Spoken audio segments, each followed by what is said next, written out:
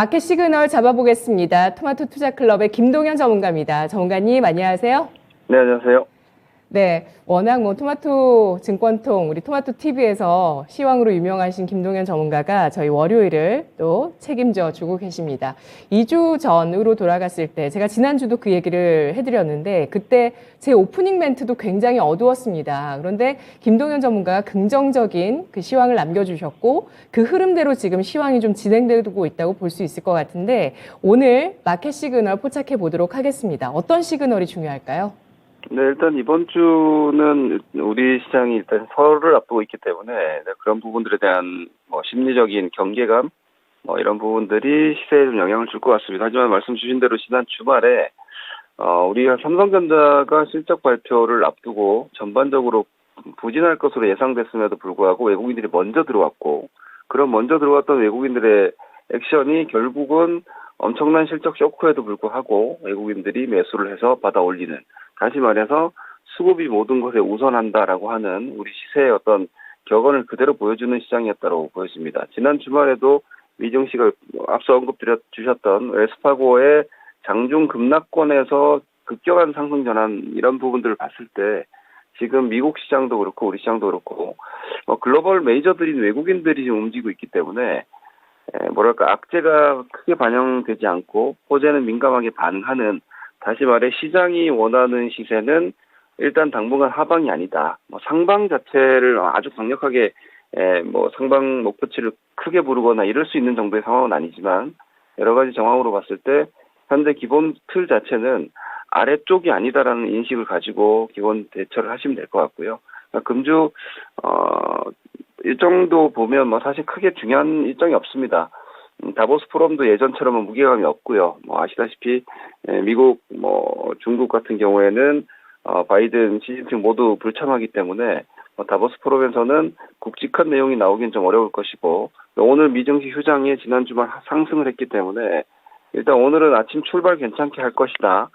장중으로 계속 이어질 때 우리 시장 수급이 좀 약하기 때문에 아무래도 저같이 긍정론자는 지금 시장을 좋게 보지만 아직도 조심해야 된다는 의견들도 여전히 많고, 그런 상황에서 설 연휴를 앞두고 있기 때문에 금주에 일반 개인 수급이 그렇게 강하게 들어오지는 못할 것 같습니다. 그렇다면 여전히 대형주 위주의 시세가 좀 더 유망하다라고 보셔야 되겠고, 주간으로 보면 수요일 날 BOJ 통화정책회의에서 혹시라도 추가적인 어떤 그 YCC 변동폭을 좀 강화할지, 이 부분에 따라서 외국인들의 수급이나 환율 등락이 좀 더 변수가 될 수 있기 때문에 지난 회의 정도의 포지션이라면 환율도 현재 수준, 우리나라 원달러 환율도 1200원대 중초반 정도에서의 등락이 될 것이고, 달러 인덱스도 단기적으로는 좀 과하게 빠진 측면이 있기 때문에 약간의 반등 정도 하면서 외국인 수급도 중후반으로는 살짝 소강이 될 수 있기 때문에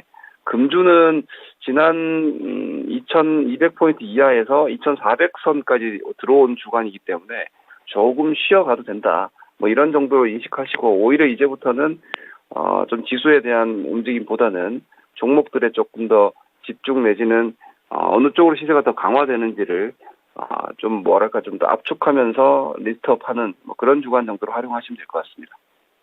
네, 이번 주 일정 가운데서는 크게 중요한 건 없는데, 그 가운데서 그래도 주 중반에 있는 일본 중앙은행 BOJ의 통화정책 회의에 대해서 또 중요한 포인트로 잡아주셨습니다. 추가적으로 YCC 등의 정책 변경이 있다면 엔화 강세에 시세에 영향을 주는지, 그리고 이것이 또 환율, 원달러와 또 달러 인덱스에 영향을 주게 될지 지켜보자는 의견이신데요. 외국인 정말 좀 많이 들어왔습니다. 1월 들어서 지금 큰 폭의 매수를 보여주고 있고, 이게 단순히 어떤 가격 매력뿐만 아니라 환율의 움직임, 또 금리의 움직임으로 우리 한국은행의 금리도 그렇고요. 또 미국의 연준 쪽의 금리 정책 역시도 2월 이제 초순에 금리를 올리고 나면은 한 차례 정도 금리 인상이 이제 남았을 것이다.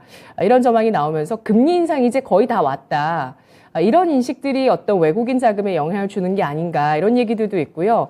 또 이제 실적 같은 경우도 어느 정도 좀 바닥을 상반기 내에 형성하는 것 아니냐, 이런 얘기들이 나오고 있잖아요.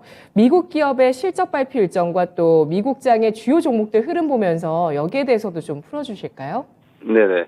뭐 지난 주말 일단 미국의 금융주들이 실적 폼을 좀 연 상황인데요. 금주는 우리나라 다음 주 일단 월 화요일 휴장이 있다는 점을 좀 감안하셔서 일정 계산을 좀 하실 필요가 있을 것 같습니다.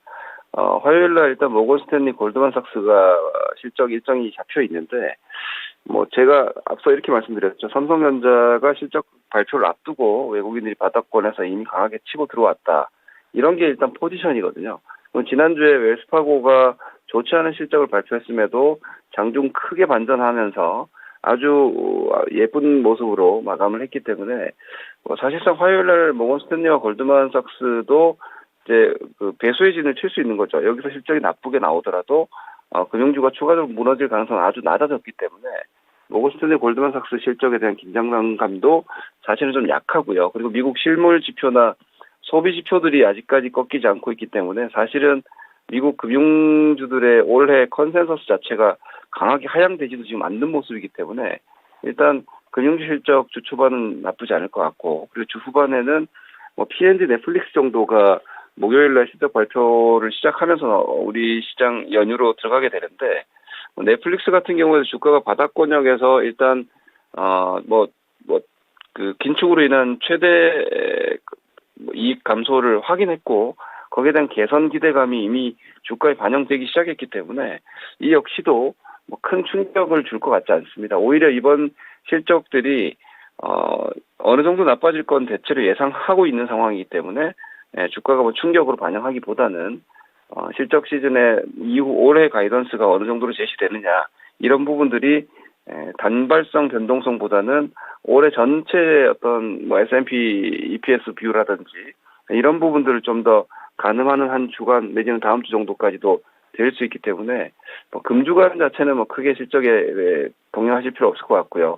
오히려 다음 주 우리 설 연휴 이후에 제가 월요일은 휴장이기 때문에 월요일 방송이 없으니까 다음 주까지 일정을 감안해서 잠깐 말씀드리면, 다음 주에 이제 빅테크들이 본격적으로 실적 발표를 합니다. 애플, 테슬라 등의 종목들이 실적을 발표하게 되는데, 우리가 그 작년 6월, 7월 이런 구간에서 사실상 어닝 쇼크와 함께 미국 시장이 한번 무너졌던 적도 있기 때문에 현 시점에서 빅테크들이 실적과 주가 등락을 연동해서 감안하면 현 시점 뭐 애플이라든지 테슬라 같은 경우에도 그렇고 전망이 좀 안 좋죠. 그리고 가이던스도 낮출 가능성을 높게 보고 있는데, 그랬을 때 주가 반응이 얼마나 충격적으로 하방 변동이 나오느냐를 리스크 관리 기준으로 놓고 본다면, 지금으로서는 뭐 애플도 그렇고 제가 지금 준비한 그림이 뭐 애플, 테슬라, 마이크로소프트, 알파벳 이렇게 네 종목을 그림을 좀 보여드리고 있는데, 이 주봉입니다. 이 종목들의 현재 주가 구조가 이런 대장군들이 고점에서 애플은 뭐 27% 빠져 있고, 그리고 테슬라 같은 경우는 고점에 무려 70%가 하락해 있죠. 마이크로소프트도 30%, 알파벳도 40%. 근데 이런 종목들이 사실상 현금 흐름이 여전히 좋은 기업들입니다.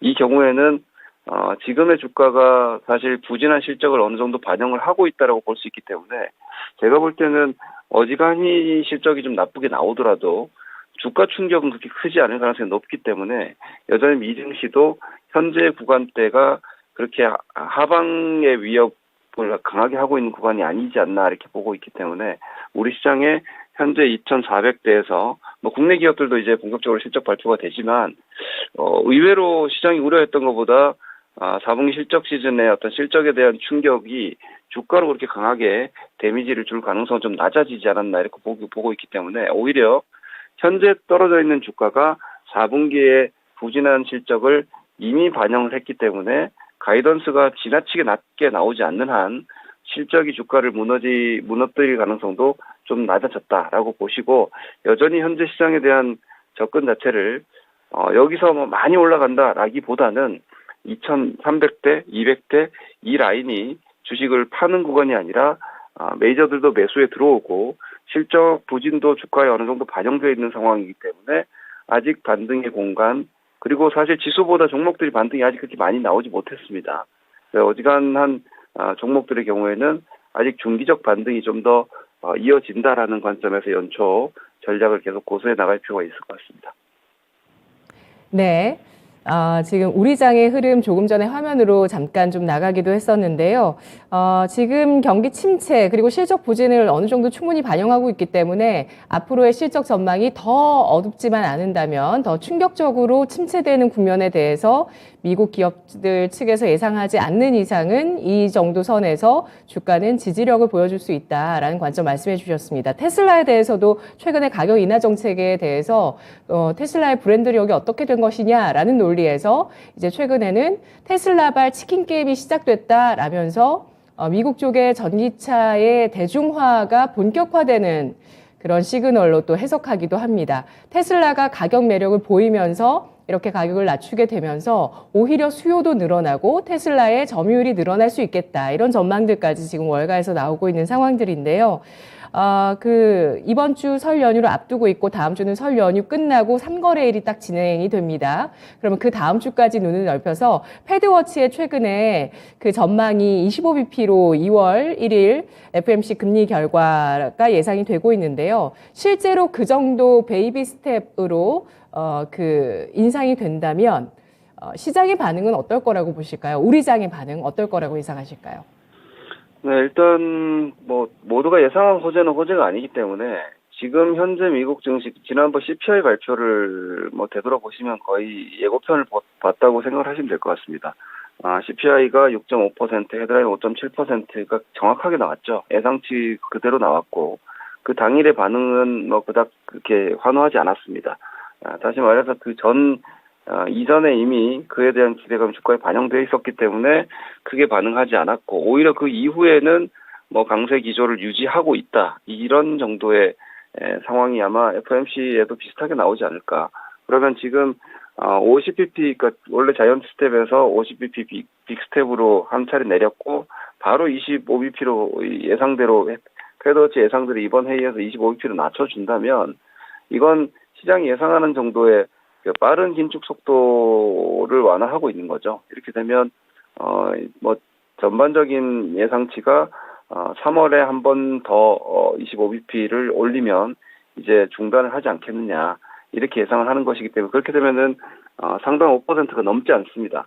이게 이제 전반적인 글로벌 경기에 대한 이런 금리 부담을 완화시켜 줄 수 있는 내용이 될 것이고, 그리고 중국이 제가 계속 강조드리면 중국은 리오프닝 자체가 부양적 조치이기 때문에 이렇게 되면 글로벌 유동성과 정책적인 포지션이 이제 제가 계속 말씀드렸지만 지금은 공이 튀어 올라가는 반등이 아니라 배가 큰 항공모함이 방향을 돌리는 이런 식의 피벗을 생각을 해야 되기 때문에 이제 바닥을 치고 돌아 나간다. 근데 그것이 V자형 탄력적인 피벗이 아니라 이렇게 큰 배가 이렇게 방향을 돌리듯이 나오는 라운드 형태의 반등형 경기 구조 내지는 시황 구조라고 판단을 하신다면은 지금은 급격한 방향 전환보다는 속도를 감속하고 있는 상황이고, 감속이 끝나면 결국은 방향이 돌아간다라는 것을 대체로 전반적 투자자들이 인식하고 있는 상황이기 때문에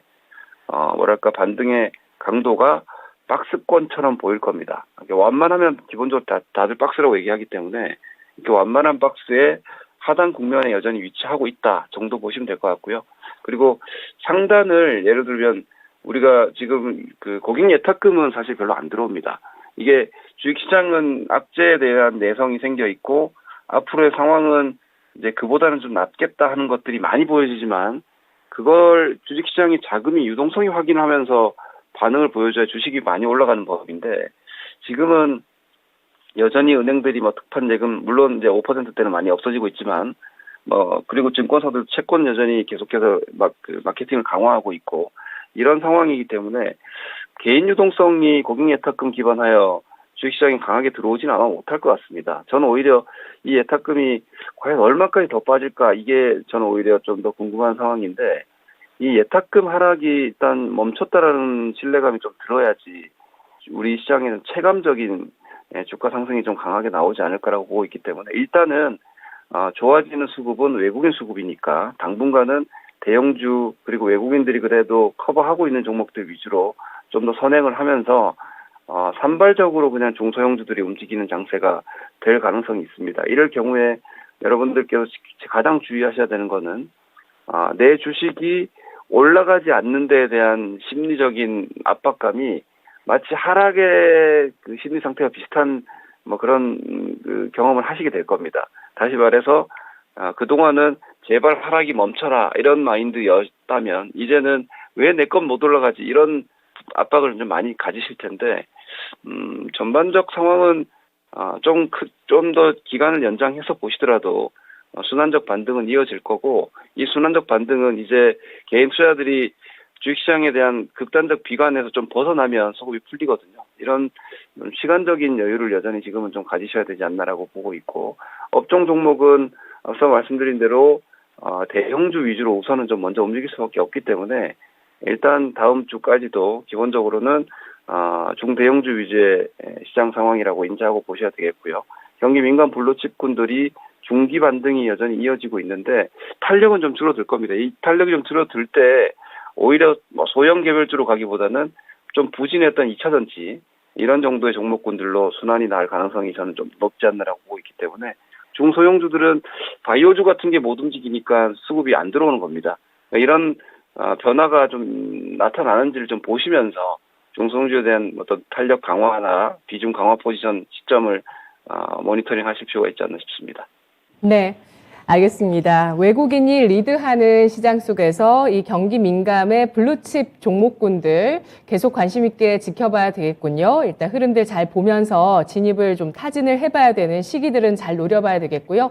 종목은 반도체, 은행, 철강 업종 꼽아주셨습니다. 2차 전지, 친환경 같은 경우는 중기적인 성장이 이어지더라도 종목 압축이 좀 필요하다고 보고 계셨고 바이오는 시세가 좀 확대되는지는 지금 기다리고 있는 시점인데 그 시세가 확대될지 여부에 대해서 주시하면서 대응해보자라는 전략. 이 밖에도 다양한 중국 방산 5G 관련한 순환매 예상을 해주셨네요.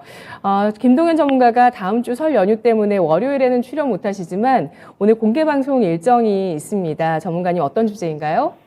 네, 일단 방송 말씀드린 대로 이제 시황에 대한 매크로적인 데이터나 시장 방향이 위냐 아래냐는 거의 가늠이 이제 돼 있는 것 같습니다.